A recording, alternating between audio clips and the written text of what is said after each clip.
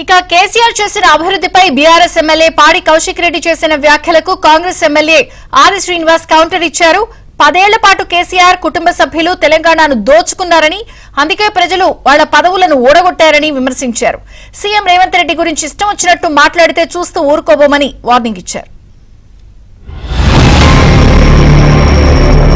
తెలంగాణ తెచ్చిందే కేసీఆర్ గారికి కొన్నంత పేరు.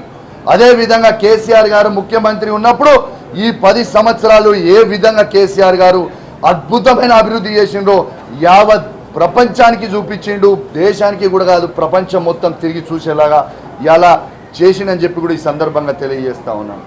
ఇంత 100 మంది ముఖ్యమంత్రులు ఉన్నారు, 100 మంది ఎల్ఓపి లీడర్లు లేరు, కానీ ఎవరు కూడా ఒకరు చావాలని కోరుకోలేదే. కాంగ్రెస్ పాలన ఎట్లుందంటే ఇవాళ 15 స్కాములు. ఇదే కేసీఆర్ గారు లేకపోయి ఉంటే ఈ తెలంగాణ వచ్చేదా?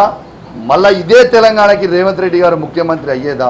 స్టేచర్ గురించి మాట్లాడింది ముందుగా మీ కేటీఆర్ గారు. స్టేచర్ అనేటువంటిది ఈ తెలంగాణ రాష్ట్రంలో ముఖ్యమంత్రి పదవి కంటే మరొకటి గొప్పది ఎక్కడైనా ఉందా అని అడుగుతున్నాం మిమ్మల్ని.